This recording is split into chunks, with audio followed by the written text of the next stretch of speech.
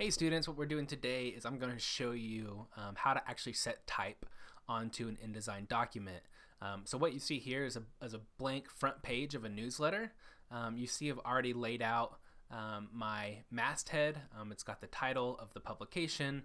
You also see a date for when it's done, and then a volume issue. You want to make sure everything's always dated. Other things that you'll notice about it is it's a 3-column layout, and it's got 1/2 inch margins. You can always change that if you want to. You go up to layout, margins, and columns. I can make it 4 if I want. I can make it 2 columns. Figure out what works best for you. 3 usually works for a newsletter, and then I can also make the margins larger and smaller, as well as my gutter between the columns if I choose to do so there as well. So the first thing that I'm going to do is basically run you through how do I start to kind of make what's called a dummy layout for something like this. So let's just go ahead and get right to it. I'm going to grab my type tool, and I'm going to carve out what I would assume would be the top headline. And let's go ahead and do it in all caps. This is my headline. What I like to do for headlines and for decks as well is I like to use a sans serif font, which will kind of be juxtaposed to the serif font that will be used in our body text. So a very standard sans serif font is Helvetica. So I'm going to grab that and then make it bigger. Maybe make it bold as well.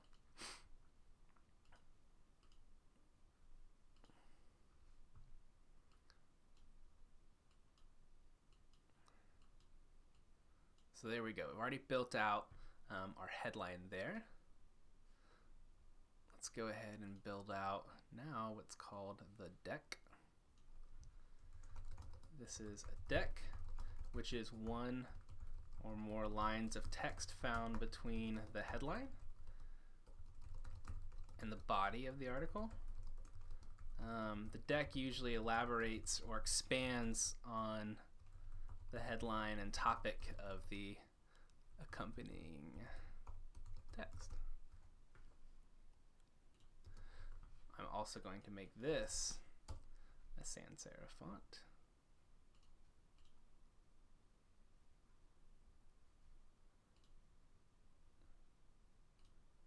And I'm going to close my leading a little bit.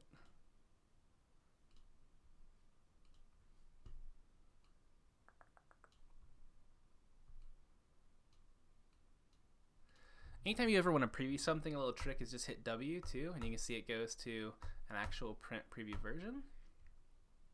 I like to use that a lot. It's very handy. So there we go. So we got a headline, we got deck, and now we're going to start to place our article. Let's assume that this is going to be, we're going to have 2 columns of text here. I'm going to put an image over here and maybe pull a quote out of the accompanying text at the bottom. So what I'm going to do is I'm going to take my type tool and draw out a box keeping within this column, and then I'm going to fill it what's called placeholder text. You'll find that under type, fill with placeholder text. So there we go. Let's make this, let me just zoom in a little bit so that's a little easier to read. And you'll see that it's already been filled with that text. What you want to do specifically for newsletters, newspapers, traditionally you see stuff be justify, so we're going to justify this with left aligned. We'll go ahead and make it slightly bigger for you. And then you'll notice when I made it bigger, this actually brought up a little plus sign over here, meaning that there's some extra text that's not being shown. It's hidden under this block right here. So I'm going to grab that plus button and move it over to my second column, and you'll see it automatically fills that with text here.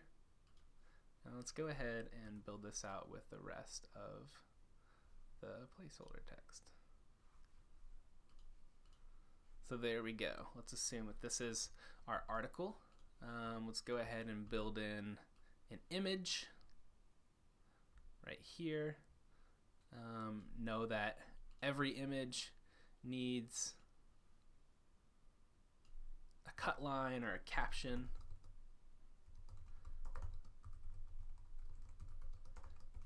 every photo needs a caption. You need to make sure that you're attributing every photo to somebody.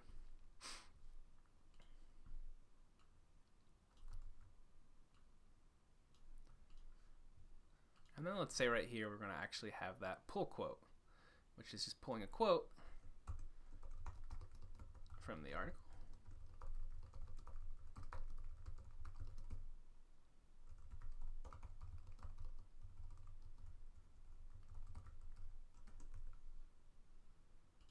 Also, you want to make sure that these are attributed to somebody. And what we're trying to do with this is to attract attention, right? So we want to make sure it's a little bit bigger than the other text on there. I'm gonna pull that lighting up a little bit too, close that down.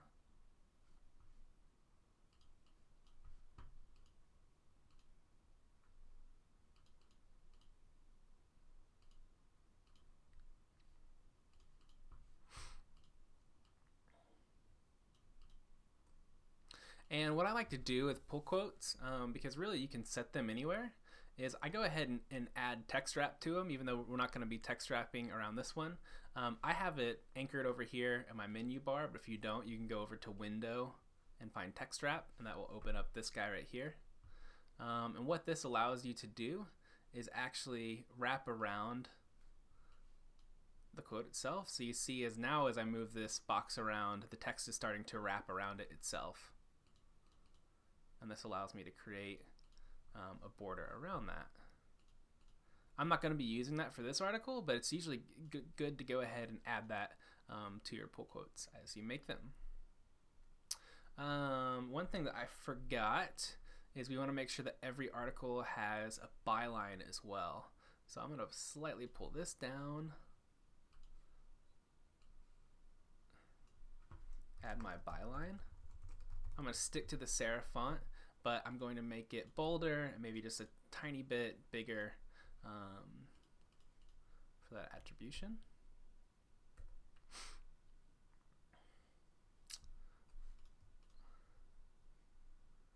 So this is what my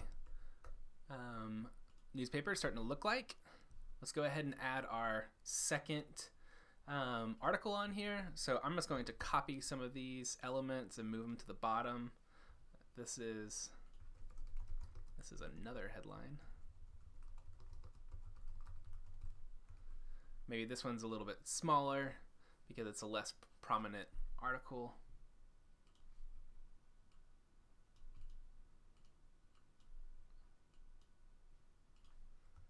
Let's add another deck on here.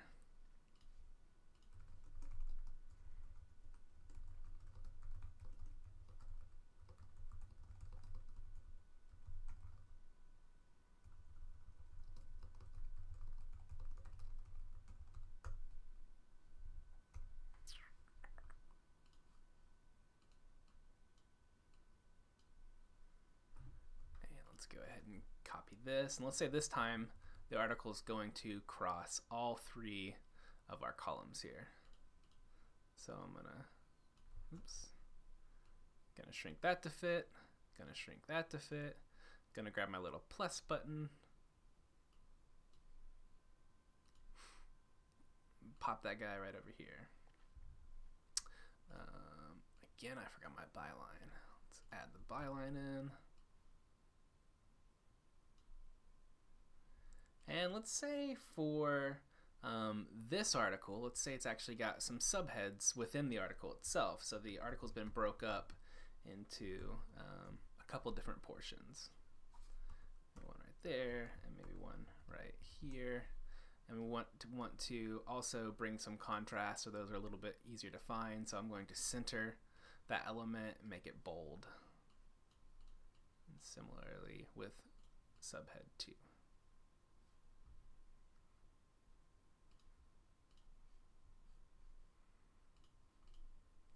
And so there you go. So I have almost completed my dummy layout for this. What I'm going to do now is I'm going to head over to preview, and I'm going to start to look for white space within the article itself. Looks like I got this pretty big gap between my deck and my article. So I'm going to grab all of those elements, including that photo, and pull it up. Start to get rid of that white space. Similarly, grab this, pull it up, and start to close in all that space. Make sure that all my elements are nice and tight. I'm also noticing that I got a significant amount of space right here, so I'm popping in. Again, the W button's what's toggling me back and forth between this view and my print preview view. So let's fill the rest of that with some placeholder text. So that's starting to look a lot cleaner. One thing that I do want to add really quickly is, let's say that this isn't, that we still have some text here, right? We're still getting this plus button here. Let's say this is actually going to jump to maybe the second or third page of the newsletter. So what I'm going to actually do is I'm going to copy from my byline, just so I have a similar bold feel to it. I'm going to say continued on page 2. I'm going to do that in all caps. I'm going to justify that right there. So now the reader knows that this article is actually going to jump to the second page of it. And I'm also going to, I notice now that I have a little bit of white space right here, so I'm going to pull my pull quote down. And then what that's going to allow me to do is have maybe a little bit larger artwork right here for my photo. So I have a little bit more space to play with an image to go there. And there you go. You've now set the type. You might want to think about adding divider lines between articles. I'm grabbing my line tool right here. I'm going to hold down shift. If I don't hold down shift, it can go in diagonally. If I hold down shift, it's going to make a straight line. Pull over. Now I'm going to go to stroke and change my weight of my stroke to 1 point. Let's kick it up to maybe 2 points, 3 points. So there's a 3-point line in between those. Let's say that I wanted some Japanese dots instead to break them up. There you go.